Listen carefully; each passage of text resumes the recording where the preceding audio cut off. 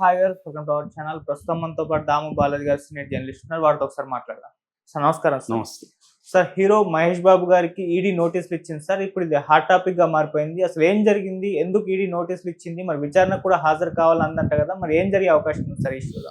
ఇప్పుడు తెలుగు రాష్ట్రాల్లో ఒక వార్త సంచలనంగా మారింది. అదేంటంటే ఇందాకే వచ్చిన న్యూస్, మహేష్ బాబుకి ఈడీ నోటీసులు ఇచ్చింది. 27వ తేదీ విచారణకు రమ్మని అందులో ఉంది. సో అసలు ఏంటి నోటీసులు, ఆయన ఏం తప్పు చేశాడు, దాదాపు 6 కోట్ల మనీ లాండరింగ్ జరిగిందని వార్తలు వస్తున్నాయి.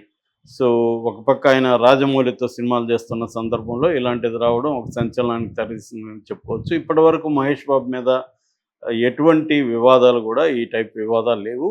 అల్లు అర్జున్ తర్వాత మహేష్ బాబుని ఏమన్నా టార్గెట్ చేస్తున్నారని డౌట్ అయితే చాలామందికి వస్తుంది.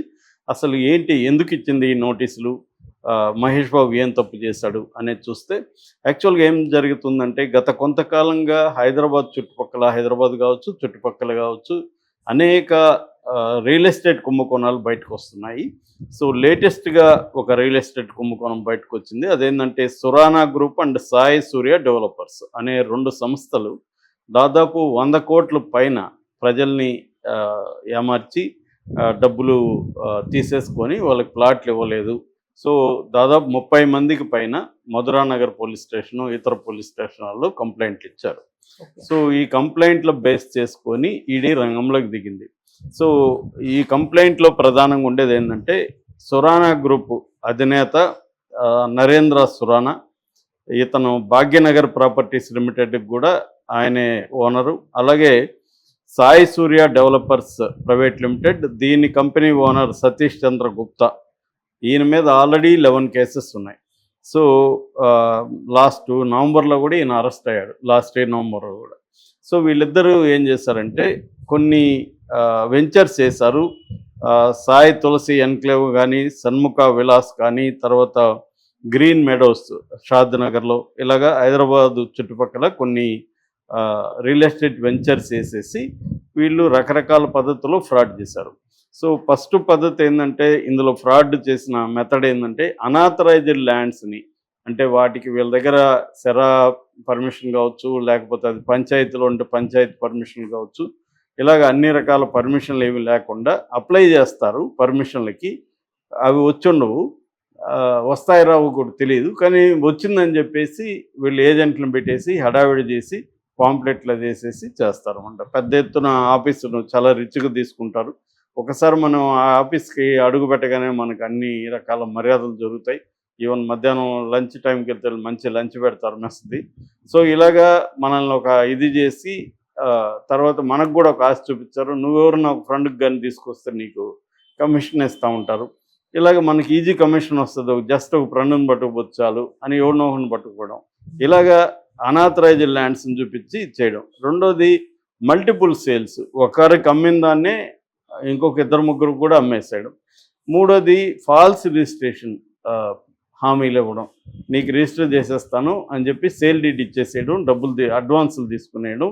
ఇప్పుడు 6 నెలల తర్వాత అయితే ఇవి నీకు 50 లక్షలు దీనికంటే పెరుగుతుంది, ఇప్పుడుగానైతే 50 లక్షలకి నీకు తగ్గుతుంది అని చెప్పడం. ఇలాగా అంటే ఆల్రెడీ కొనాలనుకుంటున్న వాళ్ళని రకరకాల పద్ధతులు అటెంప్ట్ చేయడం. తర్వాత ఫైనల్గా non delivery of the flats, ఈ ఫ్లాట్స్ చెప్పింది ఇవ్వరు, ఏదో పెండింగ్లో పెట్టేస్తారు.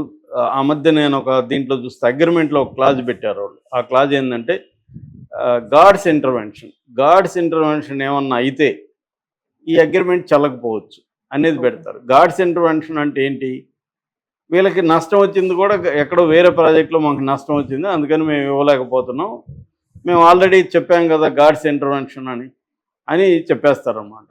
సో అలాగా లీగల్గా దొరకకుండా వీళ్ళు ఏం చేస్తున్నారంటే కొన్ని రకాల పద్ధతులను ఫాలో అవుతున్నారు.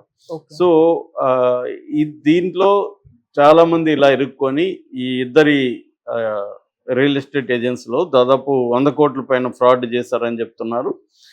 ఇది కాకుండా ఈడీ ఎంటర్ అయినాక సిబిఐ కూడా ఆల్రెడీ దీంట్లో కేసులు పెట్టింది. సిబిఐ ఏం పెట్టిందంటే, వీళ్ళు బ్యాంక్ లోన్లు కూడా వీళ్ళిద్దరు కలిసి ఎగ్గొట్టారు. దాదాపు 3,986 కోట్ల, అంటే దాదాపు 4,000 కోట్ల బ్యాంక్ అప్పులు తీసుకొని దేనికైతే అప్పులు తీసుకున్నారో ఆ ప్రాజెక్టులలో డబ్బులు ఖర్చు పెట్టకుండా వేరే దానికి డైవర్ట్ చేసేసి అక్కడ లాసులు చూపించేసి బ్యాంక్ కొట్టారని ఆల్రెడీ సిబిఐ కూడా కేసు ఉంది.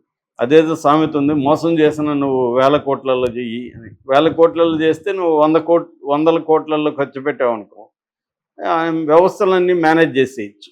సో అదే 1,00,000 2 లక్షలు మోసం చేసి లోన్ కట్టకపోతే మన ఉన్నవన్నీ పట్టుకుపోవడం, వాళ్ళ మీద కేసులు పెట్టడం, లీగల్గా హరాస్మెంట్లు, పోలీస్ కేసులు ఇవన్నీ జరుగుతాయి. అదే 1000 కోట్లు అనుకో, మన ఇప్పుడు రఘురామకృష్ణరాజు వాళ్ళకి కూడా అదే అభియోగాలు ఉన్నాయి కదా, సిబిఐ కేసు ఉంది. ఆయనకి డిప్యూటీ స్పీకర్ ఇవ్వడానికి కూడా అది అడ్డు రాలేదు. అదే చిన్న వాళ్ళు అనుకో, వాళ్ళకి పదవులు ఉండవు, వాళ్ళకి ఏమైనా ఉద్యోగాలు ఉంటే వాటికి ఇబ్బంది, ఉద్యోగాలు కూడా ఉన్నవి పోతాయి. ఇటువంటి కండిషన్లో వీళ్ళిద్దరూ చేశారు.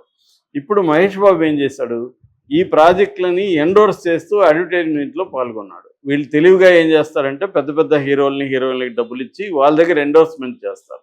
ఎప్పుడైనా ఇప్పుడు కంప్లైంట్ ఇచ్చిన వాళ్ళు అందరూ ఏం చెప్తున్నారంటే మహేష్ బాబు ఎండోర్స్మెంట్ చేయడం వల్లే మేము నమ్మాము ఈ ప్రాజెక్టు, ఎందుకంటే ఇది అథెంటిక్గా ఉంటుంది, మోసాలు చేయరు, మహేష్ బాబుకు ఒక క్లీన్ ఇమేజ్ ఉంది, సో మహేష్ బాబు ఎండోర్స్ చేస్తున్నాడంటే ఇది నమ్మకమైన ప్రాజెక్టే అనుకొని దిగారు వీళ్ళు. అంతకుముందు కూడా కె విశ్వనాథ్ కావచ్చు, సిరివెన్నెల కావచ్చు, కొంతమంది చేసిన ప్రాజెక్టులు కూడా ఇట్లాగే ఫ్రాడ్లో ఇరుక్కున్నాయి.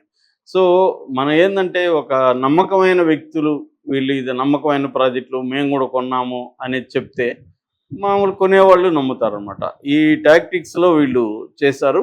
సో మహేష్ బాబుకి ఈ ఎండోర్స్ చేసిన దానికి గాను 5,90,00,000 డబ్బులు ముట్టినట్టుగా ఈడీకి వచ్చింది. ఇందులో 3,40,00,000 చెక్ రూపంలోకి వెళ్ళింది, 2,50,00,000 క్యాష్ రూపంలోకి వెళ్ళింది. సో చెక్ రూపంలో ఇచ్చిందంటే దానికి అకౌంటింగ్ వ్యవహారాలు ఉంటాయి, కానీ ఈ 2.5 crore క్యాష్లో ఇచ్చిందంటే ఇది హవాలా ద్వారా మనీ లాండరింగ్ ద్వారా వచ్చింది.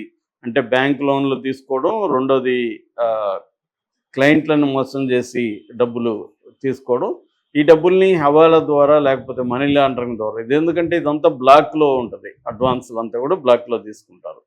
సో ఈ బ్లాక్ మనీని వైట్ చేయడం కోసం మనీ లాండరింగ్ చేస్తారు. అలాంటి మనీ లాండరింగ్ మనీ మహేష్ బాబుకి ఇచ్చారు. సో మహేష్ బాబు ఎండోర్స్ చేయడం ఒకటి రాంగు, ఈ వీళ్ళ హిస్టరీ లేకుండా ఇప్పుడు 11 కేసులు ఉన్న ఒక వ్యక్తి ప్రాజెక్టుని మహేష్ బాబు ఎలా ఎండోర్స్ చేస్తాడు?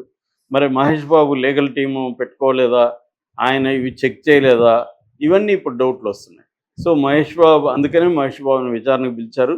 సో మహేష్ బాబుకి ఇది ఇబ్బందికరంగానే చెప్పచ్చు, ఎందుకంటే గతంలో కూడా మనం చెప్పుకున్నాం, తమన్నా భాటియా తర్వాత ఇంకొంతమందిని, రియా చక్రవర్తి, తర్వాత జాక్లైన్ ఫెర్నాండస్, ఈవెన్ సోను సుద్దు, ఇలాంటి వాళ్ళు అనేక మంది డిఫరెంట్ ప్రోడక్ట్స్ని, ఈ బెట్టింగ్ యాప్స్ని చేయడం.